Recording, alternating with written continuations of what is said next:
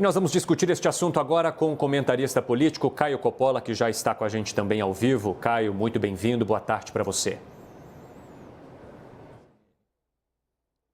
O microfone do Caio está funcionando, eu não estou ouvindo ele daqui. Agora, Evandro.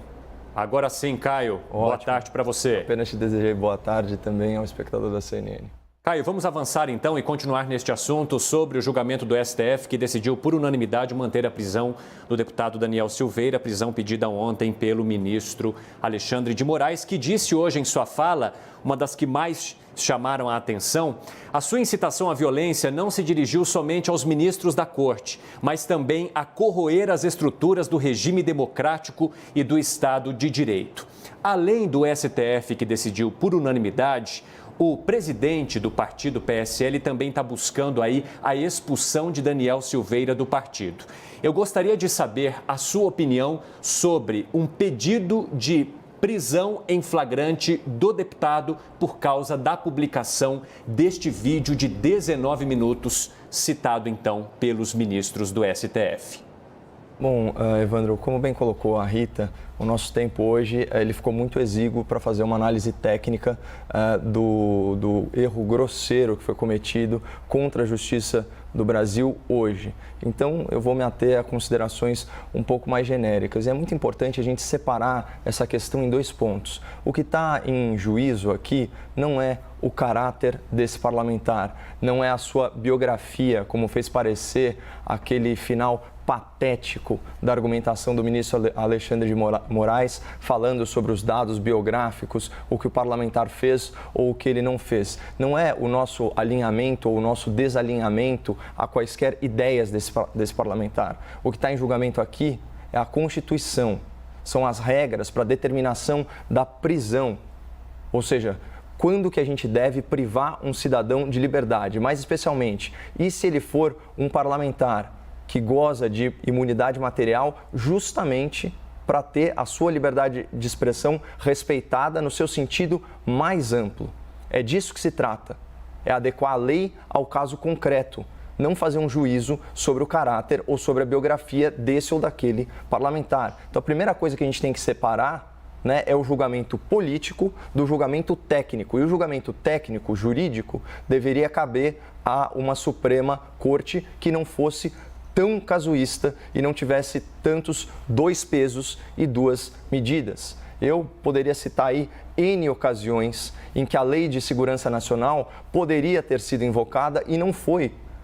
Quando, por exemplo, o ministro Gilmar Mendes disse que o Exército Brasileiro estava colaborando com o genocídio praticado pelo governo federal no enfrentamento da pandemia. Percebam então que nesse caso o ministro do STF ele conseguiu a proeza de ofender duas instituições, inclusive, né, incitando organizações civis, como é o caso, né, do governo federal, contra as Forças Armadas. E adivinhe só, isso é crime previsto na Lei de Segurança Nacional. Então eu queria retomar, só para a gente falar assim do básico, o que a Constituição fala sobre liberdade de expressão, que obviamente não é um direito absoluto. Mas se você reparar na Constituição, inclusive as violações à liberdade de expressão, elas são previstas, as combinações, vamos dizer assim, as consequências dela são reparação.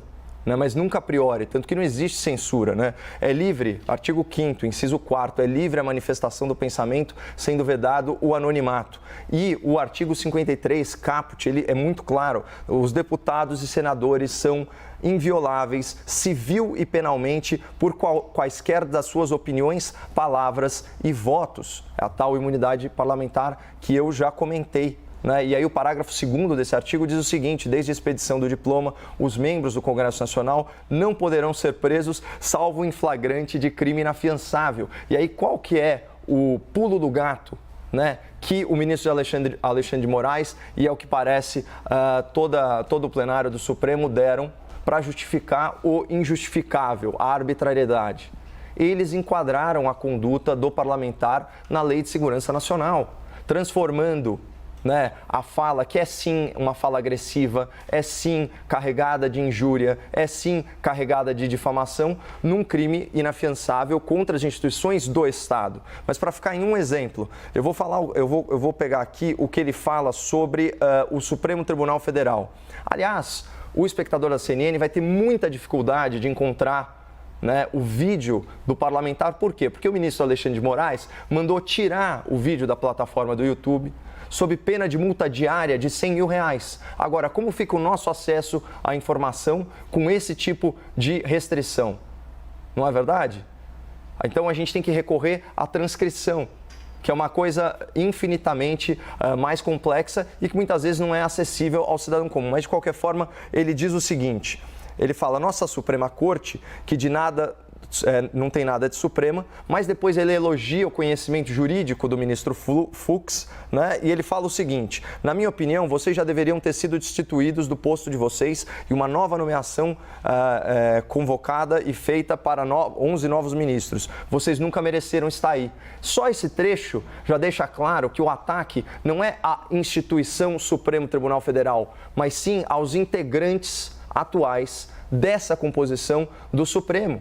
Então eles querem fazer parecer que uma crítica, embora chula, embora ácida, ela não é as pessoas que ocupam o cargo, mas a instituição em si. Eu li a transcrição inteira, vai ser um prazer, se eu tiver oportunidade, em razão aqui da pauta do nosso quadro, de tratar isso em detalhes e de forma técnica para o espectador amanhã, mas isso é uma tremenda forçação de barra, isso é um atropelo, né, de qualquer regra de processo penal, é um atropelo da Constituição, é um atropelo das prerrogativas dos parlamentares e, de novo, não se trata de um juízo sobre quem é a pessoa, mas sim como a lei deve se aplicar ao caso concreto, e o que o Supremo Tribunal Federal fez hoje é arbitrário e é casuísta.